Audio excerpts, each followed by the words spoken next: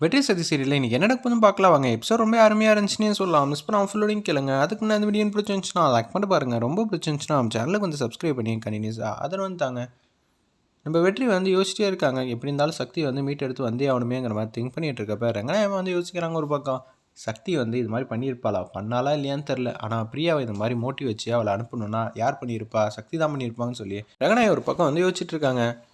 புஷ்பா வந்து பேசுகிறாங்க.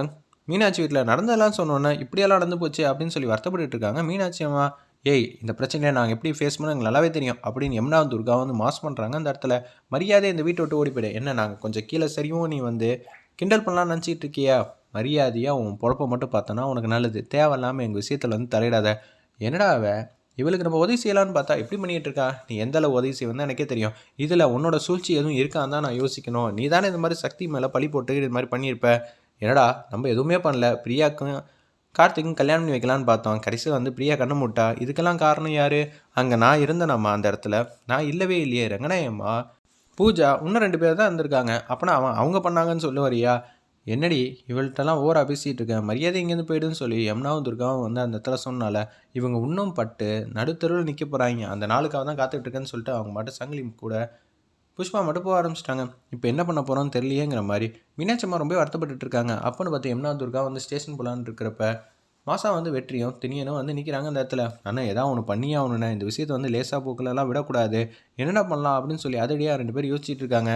ஆமாம், பணக்காரங்க என்ன வேணாலும் பண்ணலாம், நம்மளாம் ஏழை பாளையங்களா இது மாதிரி கஷ்டப்பட்டுட்டு ஐயோ அம்மா போச்சே போச்சே இன்னும் 10 வருஷமோ 15 வருஷமோ உள்ளே இருந்துட்டு வர வேண்டியதான்னு சொல்லி வாழ்க்கையை தொலைச்சிட்டு இருப்போம். பணக்கார வீட்டு பசங்களில் என்ன வேணாலும் செய்ய முடியும் அப்படின்னு சொல்லி யோசிச்சுட்டு இருக்காங்க. சுற்றி இருக்கிறவங்களாம் பொண்ணை வந்து இன்ஸ்பெக்டர் வந்து உள்ளே வரக்கூடாதுன்னு சொல்லியிருக்காங்கன்னு சொல்லி சுப்பிரமணியன் ஒருத்தர் வந்து தடுக்கிறாங்க.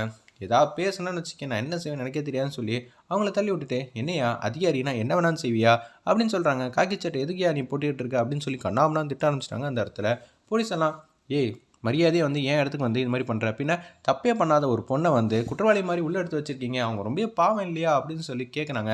சக்தி இதெல்லாம் பார்த்துக்கிட்டு இருக்காங்க. அந்த இடத்துல என்ன இப்படியெல்லாம் பேசிகிட்டு இருந்தா, இவன் பேசுகிறது எதுவுமே கேட்க மாட்டாங்களே, கொஞ்சமாவது மதிப்பு மரியாதை கொடுத்து பேசணும்.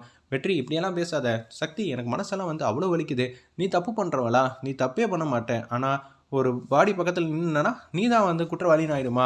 என்னையா டியூட்டி பார்க்குறீங்க நீங்களாம் அப்படின்னு சொல்லும்போது, தம்பி வார்த்தையெல்லாம் வந்து தடிக்குது, அப்புறம் பேசுங்க அப்படின்னு சொல்கிறாங்க. அந்த இடத்துல மேலே கீழெல்லாம் கை வச்சிங்கன்னு வச்சுக்கோங்க, அப்புறம் தான் மனுஷனாக கூட நடந்துக்க மாட்டேன்.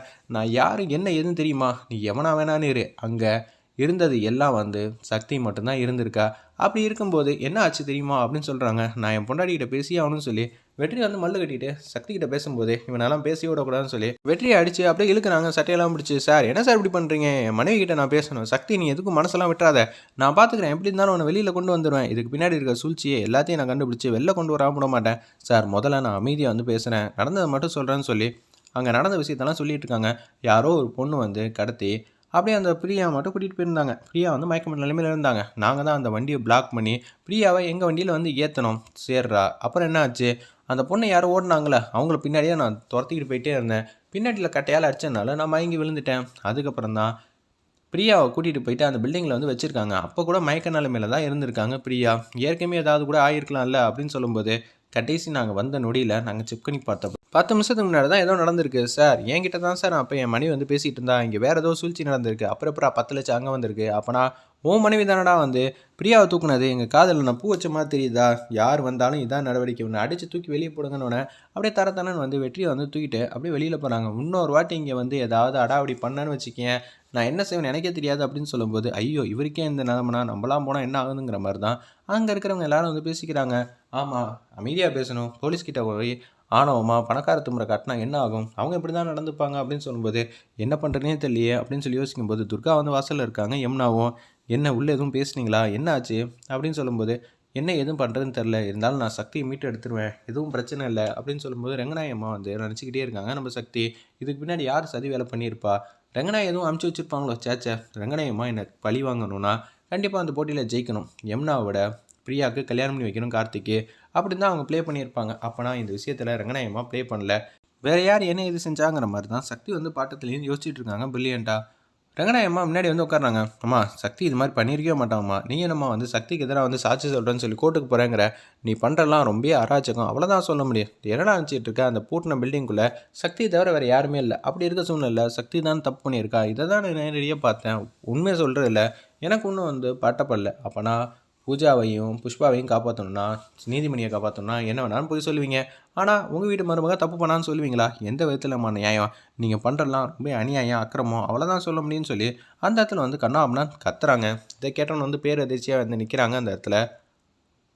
ரொம்ப வெற்றி. அப்போனா மீனாட்சி பொண்ணுங்களுக்கு எதிராக நீங்களே வந்து காயை வந்து நவுத்த ஆரம்பிச்சிட்டிங்க. பிரியா வந்து கல்யாணம் பண்ணி வைக்கணும்னு சொல்லி அந்த பக்கம் நிற்கிறீங்க. நீங்கள் உள்ளே போனீங்கன்னா பிரியா வந்து தூக்கி கார்த்திக் கல்யாணம் பண்ணி வச்சுருப்பீங்க தான் தெரியுமே.